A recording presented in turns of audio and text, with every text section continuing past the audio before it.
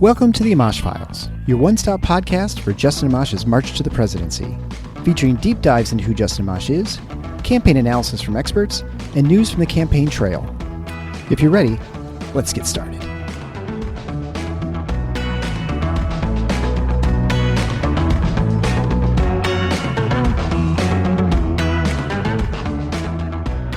Well, welcome. We're here with the man himself, and because of these strange times, we're practicing our social distancing of 6 miles, so we should be safe. So I'm here with Justin Amash, Congressman from Michigan's 3rd District. So super exciting news to this week. You're announced you're running for president. I think, people have been talking about this for a while, but tell us why you decided to run. Well, you look at the candidates, and they're not exactly impressive. You've got 2 candidates that aren't appealing to most Americans. And I think people deserve a choice. They deserve a choice that's different from what the 2 parties are offering right now in Washington. And even when you look at this COVID-19 situation with the type of responses we've seen the parties offering basically the same thing. Yeah, they formulate it slightly differently, but for the most part, they're giving you the same kind of COVID-19 response, which is a big convoluted program. Getting the government involved in everything, centrally planning the economy. And I think there are obvious libertarian answers to the way we might address this, and there are obvious libertarian answers to the way we might address a lot of things that are much more appealing to a broad segment of the population. Why don't you give some examples of that? Because, what would you do differently? I mean, how would a policy standpoint from your presidency be different than what's gone on with the Trump presidency, let's say just last year or so? There would be a lot of differences over the last year. When you're looking at the COVID-19 response, the answer is obvious. I mean, he pushed for a big convoluted program with much of the money going to Wall Street, to big banks. And even when it comes to small businesses, a lot of the relief was put in the hands of banks and other people. And really, those who have the best connections are the ones getting the relief from the government. And regular people are being left out in the cold. And I had suggested, to the extent you are going to do something, you might as well get the money to the people. And that would mean some kind of emergency UBI of sorts, getting paychecks in people's hands as quickly as possible and having that go for the duration of the crisis. And then when it comes to how you handle the states, he's sent mixed messages the whole time. One day he wants to be a king of the country, telling everyone exactly what to do. The next day he's blaming everything on the states and saying, well, it's their fault, they don't do anything right. Really what you need is a steady leader, someone who's going to bring confidence, have the respect of governors across the country, and have the respect of the public, while at the same time allowing governors the leeway that they are supposed to have under our Constitution to make decisions for their states, instead of every day acting like you're the one in charge and they have to get your permission. Yeah. You definitely see that all the time with this president. It's really kind of random as far as, what the approach is going to be and what's said. And I never know if it's just headlines that are picked up by the press that are sort of problematic for the president, or if he actually doesn't really plan ahead as far as what he's going to say or what his positions are. I feel like that's one thing that maybe we lack with the president. We lack a set of, I guess, core principles or some sort of basis of which governing is handled. Yeah, I think he generally makes decisions based on what helps him get through that moment. So if he needs to get through a particularly dicey moment with the press, he will say whatever helps him get through that moment. And then the next day he might change his mind completely and say something totally different. And if some governor irritates him that day, he'll claim that he's the leader of all governors. And the next day he has some good conversations with some people and he says, yeah, we're going to work together and get this done. It's really erratic. It's really random from the outside. I think internally he views it as consistent. It's these people are upsetting me today, and so I'm going to respond a certain way. But that's not the kind of leadership we need. And um, at the same time, there are governors that can rightly be complained about, who are interfering in our lives in ways that are extremely excessive, doing things that I think are not helpful for the overall relief effort. I mean, we need to, of course, allow Americans to make decisions about things in ways that governors are really limiting right now, because people have knowledge that the government doesn't have.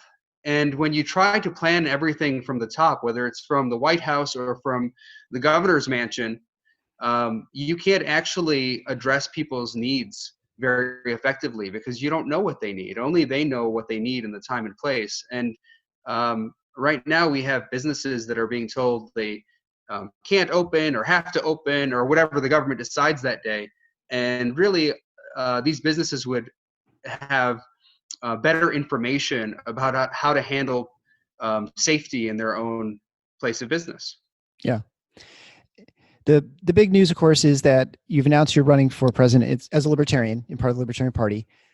Why did you choose to run in the Libertarian Party for president and not the GOP, which you were part of a year ago? Well, yeah, I mean, people know about my falling out with the GOP, and I wasn't planning to go back to the GOP. Have no interest in going back to the GOP. When I left the GOP, that was the happiest moment of my adult life. I mean, other than having kids and a wonderful family, and the stuff that happens in people's personal lives. In terms of like my my life as an adult, working in a job, it's the happiest time I've had getting out of the GOP. And that's because it had become, you're like in a mob almost, like it's like you've got like a mob boss and he's telling you what to do, and you don't have a lot of room to make decisions, and really you're prohibited from representing people the way you feel you need to represent them. I ran for office to bring ideas of liberty to the process, and to fight for limited government and economic freedom, and to make sure that people can make decisions for their own lives. And really what you have is a few people in Washington making decisions for everyone. So I had no interest in being part of that. And that's really what the GOP is today. And that's really what the Democratic Party is today. And the Libertarian Party is a party that is small, but it's a strong party. I think it has a bright future. And I think that we need a party that is competitive to these to other parties, that they've gotten away with what they're doing for so long because there hasn't been a strong enough competitor out there. And I think that I can be helpful with the help of current party members in building a strong Libertarian Party that can compete with these two parties, and can challenge conventional ways of thinking, and can push them away from this sort of partisan duopoly where, for the most part, they just fight it. They fight all the time for no good reason over minor things, and then the times they do work together, they're conspiring to hurt everyone. So we need to offer an alternative to that, and I believe the public is ready for that alternative, and I'm confident that alternative can be the Libertarian Party. One of the things that the Libertarian Convention is in 6 weeks, 7 weeks from now. Obviously, this is very late to get in the race and to sort of announce your presidency. And I know people were speculating for quite a while that, when you announced that you're leaving the GOP, that at some point you join the Libertarian Party or you run for president, and that, because you certainly hinted that that was something that you were always considering and thinking about. Well, now it's, April. The convention's the end of May. That's only 6 weeks. You've missed most of the conventions. You missed all sort of the, the debates and those sorts of things that with the presidential candidates who've been running up to this point for well over a year. Why did you wait so long? I mean, that's, I'm sure a question you've gotten a bunch from people who are within the party. Well, the last year has been hectic. I mean, it started with my leaving the Republican Party, and of course, once you've left one party, you're not going to quickly jump into any other party. You already had that trauma of dealing with a party, and I think it was appropriate at that time to take some time to think about things carefully, to represent my district as an independent, to make the point and make the case that parties aren't the end goal in life. It's not like they're the be all end all for everything. But I've spent some time thinking about it and thinking about how I can make an impact going forward, and how we, meaning Americans who don't feel represented, can really change the system. And I do think that what needs to happen is we need to have a strong competitor to these two parties. In the long run, of course, we would love a system, everyone would love a system, I think, where people can just vote for candidates based on their own principles, and you don't have all these parties everywhere. But right now, you've got two parties who are locking things down, and they need a strong competitor. And so, yeah, we've had a hectic year in Congress. A lot of different issues came up, and I think that around the beginning of this year, say like around February, I decided I would spend some more time really thinking about what we needed to do as a country going forward to change the system and return some liberty and prosperity to people's lives that they're currently being denied by these two parties. And and I really think that the Libertarian Party is the way to do that. And I want to be a part of that, not just now. I want to be a part of that going forward for many years to come, growing this party and making it a competitive party that can stand against these two other parties. What do you think separates yourself? I mean, you're running against people who have been in the party for years, oftentimes, some who have been held elected office. What sets you apart from them, do you think, and makes you, particularly strong or a good candidate for the nomination? So I have experience with these two parties. I know what they've been up to. I know how to fight them.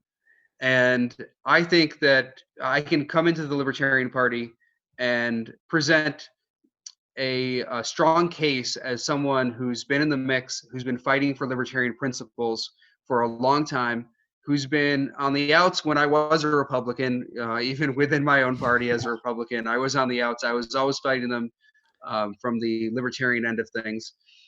I've had Republicans and Democrats attacking me in the same way. You may have seen recently where the DCCC and the NRCC both use the same language Yeah. to criticize me on a vote. And so I know the system, I understand it, and I think I can be an effective advocate for the Libertarian Party. I can come in with some credibility as someone who has been in one of the other parties and seen what's wrong with the system, and present the case for why we need something different. And that's especially true because I've also served as an independent. So I can bring that experience to the table as well. I do think that we need more independence in Congress, but I think in the short term, and certainly over the next at least decade or maybe 2 decades, we're going to have political parties, and I think we're going to have a strong competitor, and I want to be a part of that. Can you give us a quick story about some example? You're talking about the mob bosses within the party. And can you give an example that something you experienced that you could disclose? Maybe, I don't know if you have to can give names or not, but just to give people a flavor of I guess, the dysfunctional nature of the parties, and the ability for a representative who might be a really good person or have, come in with the best of intentions, and they're incapable of voting the way they want because of other things that they can't control. Yeah. Well, I mean, just as a general matter, over the years, individual members of Congress have had less and less power, and that's also true of committees. It used to be true that committees could actually influence the system a lot more than they do, and these days committees are almost neutered. I mean, you have the Speaker of the House controlling the thing, and Republican and Democratic leaders control the entire process from the top down. And members of Congress come in thinking they can change things. And I certainly thought I could change a lot of things too from the inside. And I realized that actually it was practically impossible unless you were willing to bend to the will of the leadership team. And as soon as you bent to their will, you weren't really fighting for what you intended to fight for anyways. So you weren't doing the things you were supposed to do. So I've seen so many members of Congress come in, and they all come in with the good intentions. They want to limit government or do whatever it might be that the voters elected them to do. And then they get there and they're told, well, if you want to do this, then we'll need you to, if you want to get on the committee you want to get on, or if you want to get your legislation on the floor, you'll need to do this thing for us. And that thing will be voting for something bad. And then they'll vote for it. And then they'll get some kind of token reward that is minor compared to the kind of destruction they're doing. And then, weeks later, they'll say, oh, well, we want you to do this additional bad thing. It's a little bit worse than the previous one, but not that much worse. And just, do it for the team, take one for the team. We have to fight the other side, and the other side is evil, and that's how they'll always present it. And then you say, well, I guess, what am I going to do? People say the other side is evil. So, I guess I have to make the most of it and just go with the team again. And these members do it for a few months, and you look 6 months later and you can't even recognize the person. It's like their soul has been sucked out of them. They're a totally different entity now. And this happens time and again. People have to sell their souls essentially to get anything moving, and that's a really disgusting part of the system.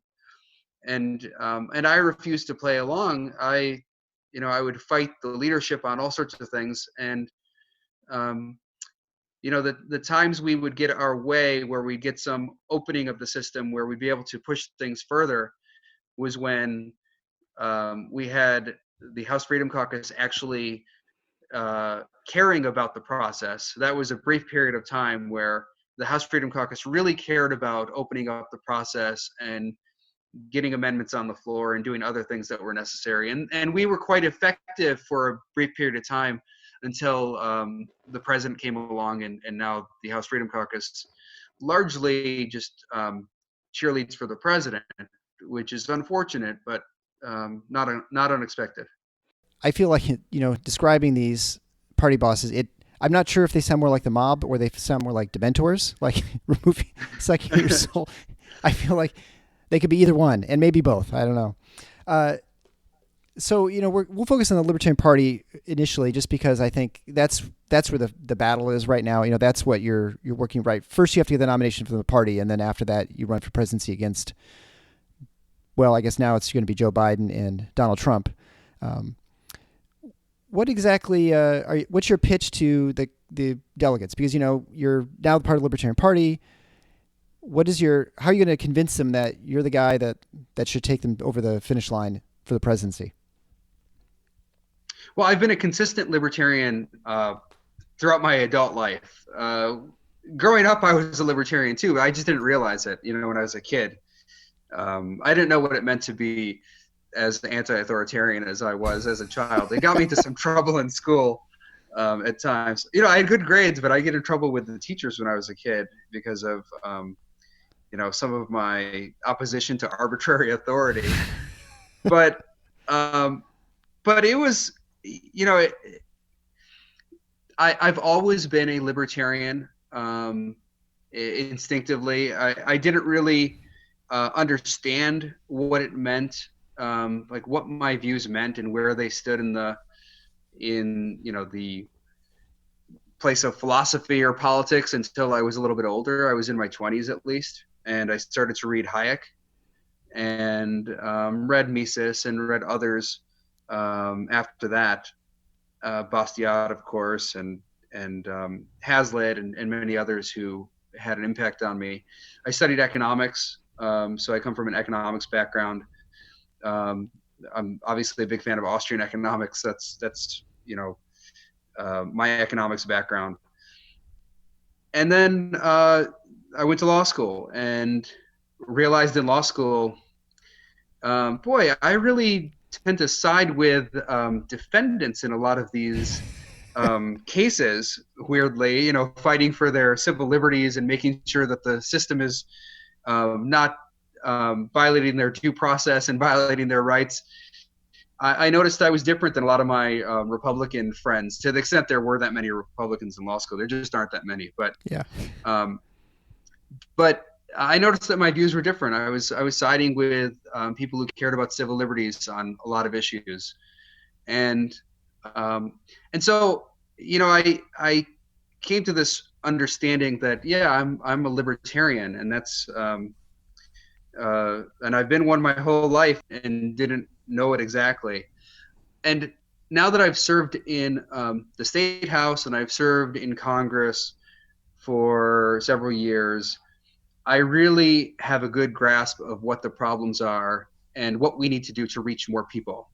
And I think that the Libertarian Party presents a real opportunity for Americans. It presents an opportunity to break away from these two parties. And I want to be a part of that. I want to present an alternative. The Republican Party is basically dead as a party.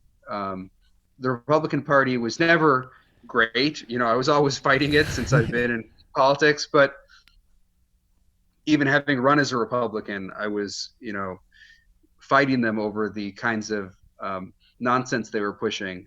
They would claim to have a certain set of principles, and they'd go to Lansing or Washington and push for something totally different.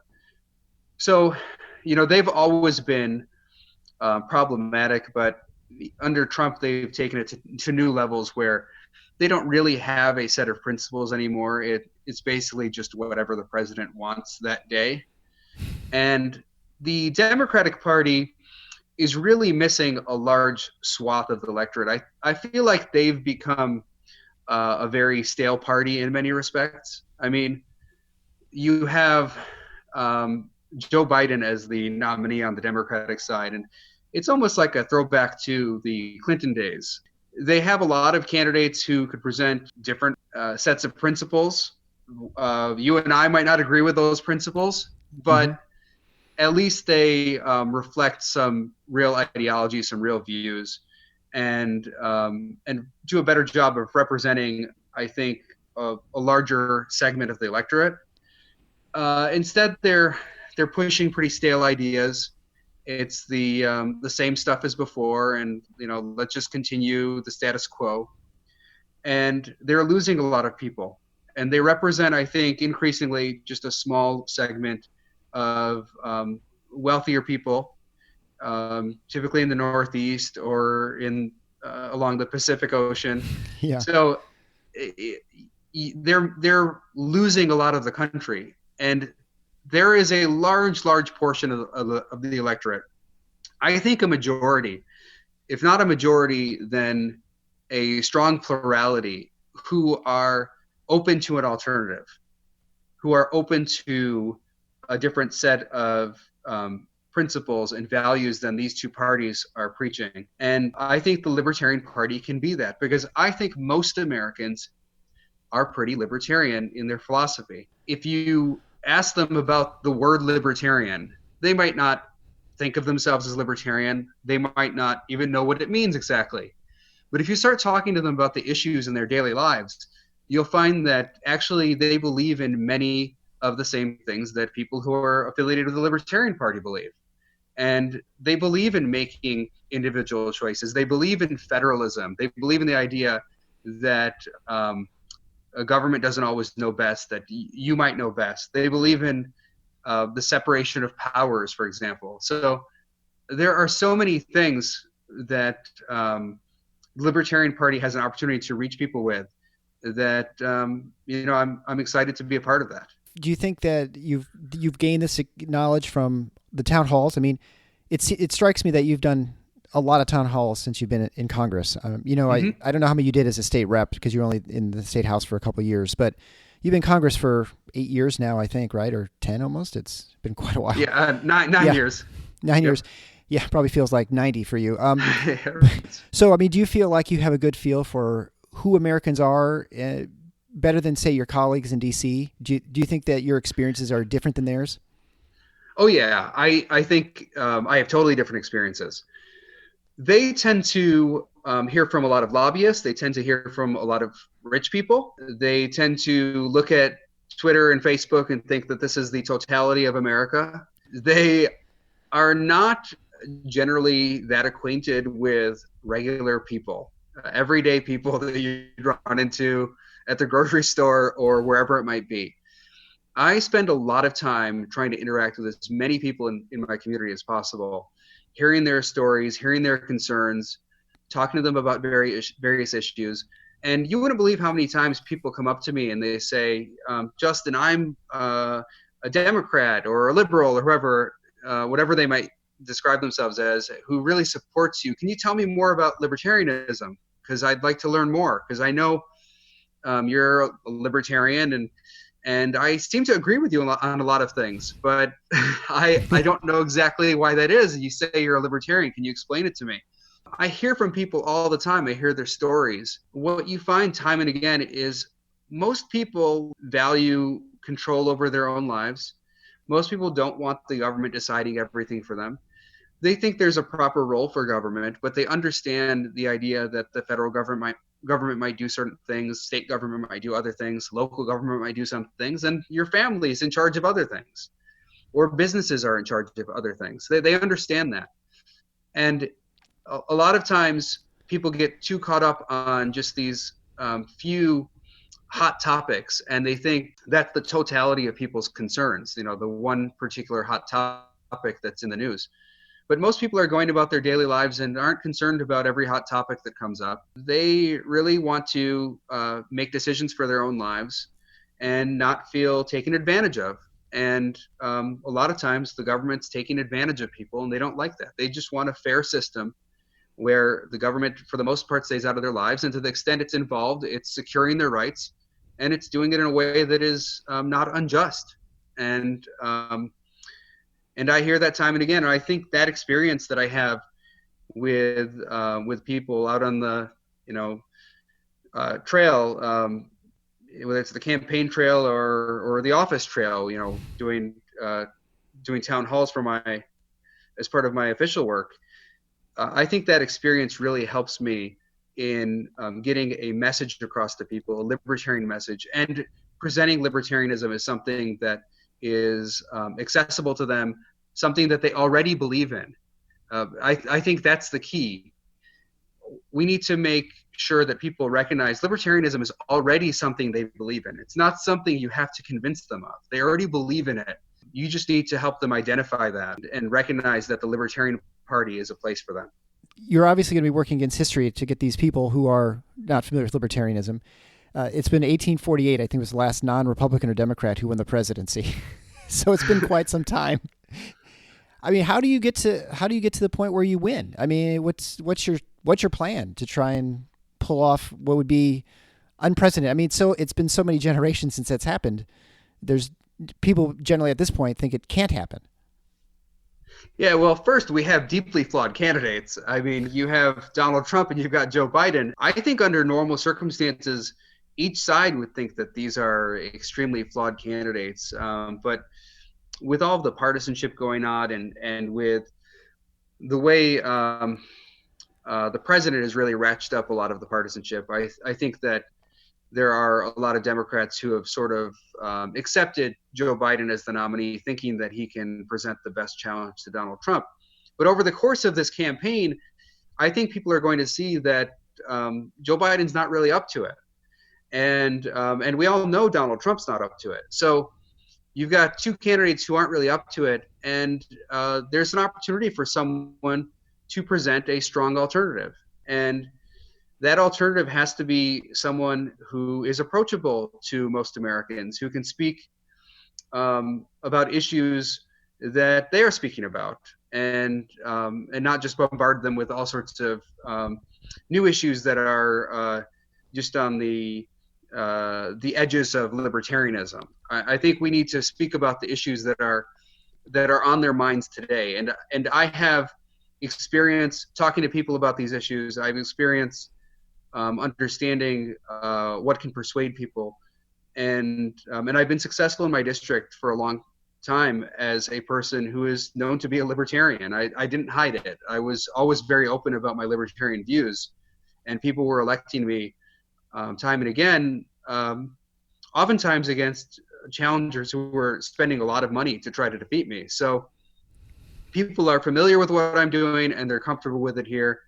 And I think that we can take that message across America, and that this is a really unique opportunity to change the system for the better and make a big impact this year and win it this year, and then grow the party going forward.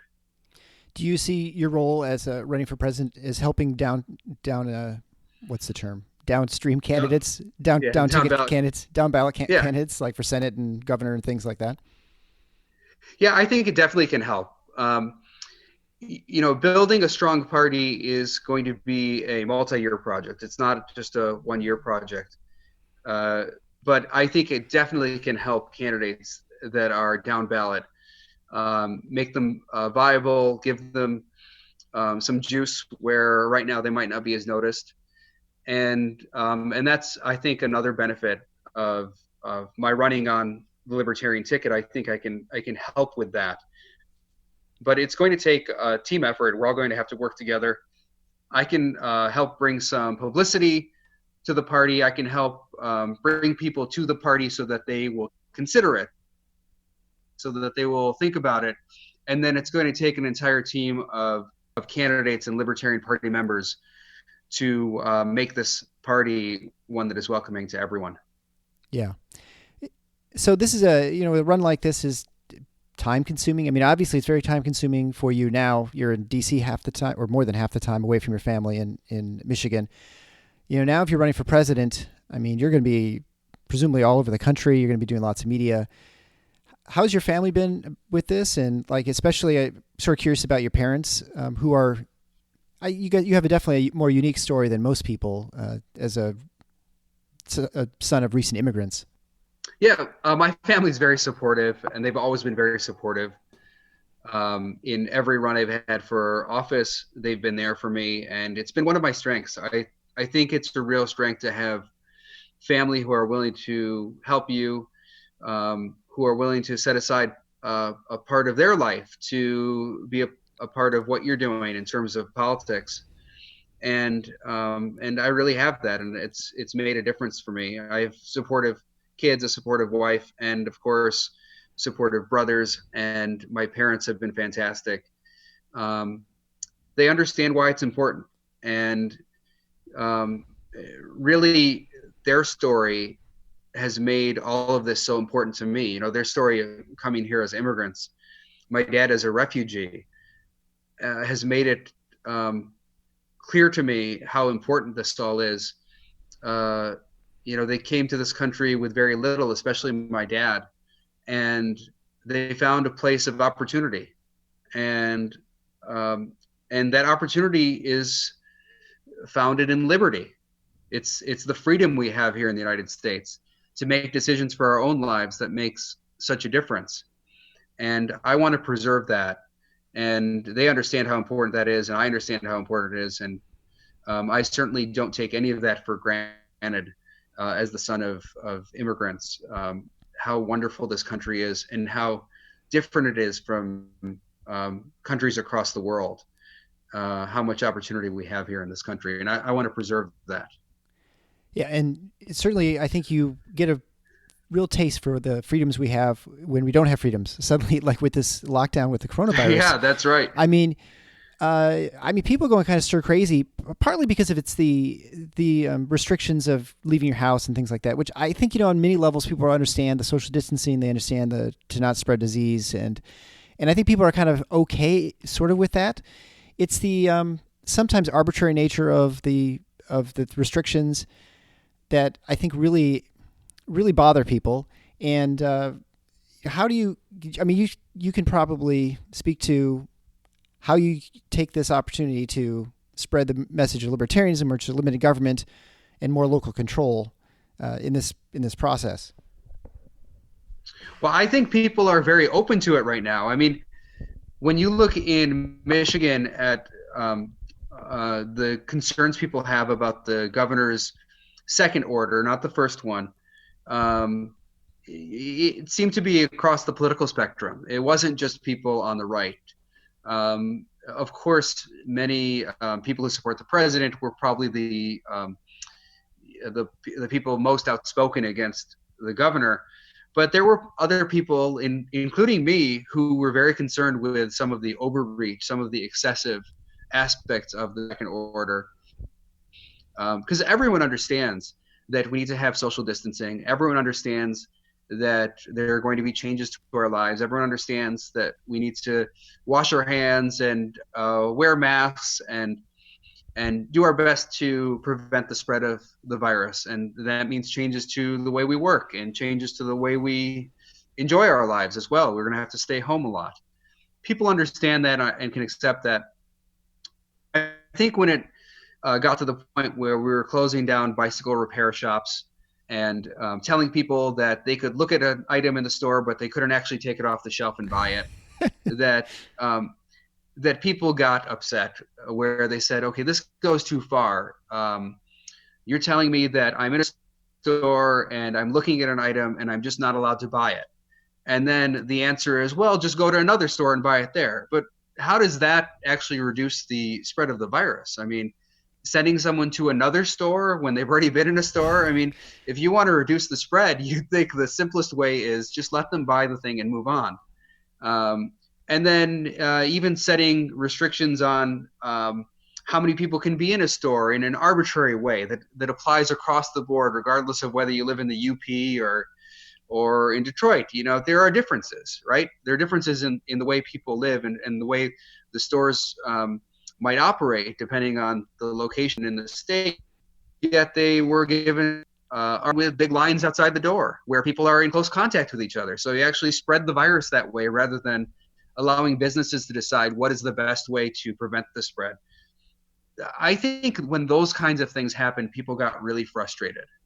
And the message of libertarianism is that we have to respect the local knowledge, the knowledge of circumstances that individuals have, that the government doesn't have. That the government can never know everything about what we do. It's just not possible. They can't know how we live our lives every day. They can't know how a business operates day in and day out, or how many people come to the store on a given day, or what's the peak period and what's the slow period.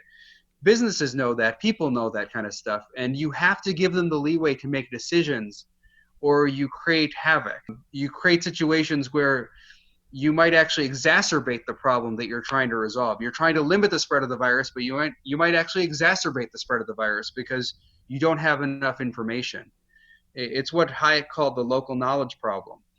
And I think that is, again, an insight that I can help bring to the table. I can help connect it to libertarian ideas, the things that people are already thinking. With this coronavirus, what do you miss most? Is it going to movies? Is it going out to eat? Well, I miss both of those things. I don't know if those are the things I miss most, but I definitely miss those things. I like going to movies. I'm sure people here in town have seen me at Celebration Cinema on many occasions, checking out movies. You know, if there's something new, and especially if it's something my kids can go to, I always take the kids to the movie, maybe the opening weekend, because we're big movie people. So I miss that. I miss going out to restaurants. I've still been getting takeout at restaurants, going to ones that are, that I've been going to all my life, and making sure that I'm giving them business during this difficult period, and leaving big tips for the people in these hard times too. I miss all those things, but I think the biggest thing I miss is just being able to go and spend time with whoever, yeah. You have friends and family and others. You want to see them, you want to spend time with them, and you really can't. We're a family that's very close. My extended family, my brothers, my parents, and others. I have cousins and others. we want to see each other and spend time with each other, and we can't do that. I just had my 40th birthday, and while I was fortunate that I got to spend it with my immediate family, my wife and kids, and it was a beautiful time to spend with them. I didn't get to spend it with extended family, and I think normally we would have, especially on something like a 40th birthday, probably had a pretty big celebration with a lot of people. And I know my mom would have loved to see that, for example. We'll have to do that some other time when this is all over. Yeah, no, I mean, it's remarkable the amount of canceled plans and things that occur. I mean, we had some in our family, and my daughter, of course, is graduating from high school. Her graduation's basically been canceled, her end of her senior year. We've had, special concerts. I talked to one of my partners I work with, and yesterday he was at he was watching his sister's wedding on Zoom. She got married in Pennsylvania, and he and I don't know, 10 other family members watched it with plans at some point they'll have to, reconvene and have some sort of celebration later. But I mean, there's a lot of things that sort of the point of living is being lost in this whole, at this time. And so I think it's easy to sort of discount that and say, well, we're just, all we have to worry about is safety. And I think it's important to remember that there's more than just being alive, and that you actually have to be alive doing something and forming meaningful relationships. And, whether it's through your work or through church or school or whatever, or family, those are important things. So, absolutely. And during difficult times, people can get lonely, and you can have mental health issues with many people who are struggling during these times. So, we have to consider that and consider the repercussions. And of course, we want to keep everyone safe from the virus, but we also have to remember that there are people who are really struggling right now, especially people who live alone or who don't have a lot of support right now. Yeah, I mean, I always think about the poor people who are trapped in nursing homes, where they are, there's ultra vulnerable population, and you can certainly make an argument that you want to keep them safe, but they're almost like prisoners in some respects. They don't even interact with each other oftentimes. They're just confined to their rooms. And I worry, if you have dementia, is it you probably deteriorate a little bit faster because of this. And anyway, there's a million considerations, and that goes to your point that there's that local knowledge, there's that knowledge that's held by individuals, and sort of what's important to them, and what the risk-benefit analysis for them on, whatever it is that they're, whatever the situation is. But any parting words? Obviously, people can find out more about you at amashforamerica.com. You've got a new website. I had your old campaign coach, which is now obsolete. Yeah, so that will be the website for the exploratory committee coming up, and I'd love to have your support. Well, thanks so much for being on. Obviously, the show is dedicated to following your campaign and seeing what's going on, and so I hope to have you on later and talk to other people and have a way of at least getting people to better familiarize themselves with you and sort of what you're all about and all the inside scoop and stuff. Well, thanks, Eric. And I obviously love being on with you, and wish you the best in all your endeavors. I know you're working on a lot of things, and you've had difficult challenges as well, and we of course wish you all the best and pray for you. Yeah, I appreciate that very much. Thanks.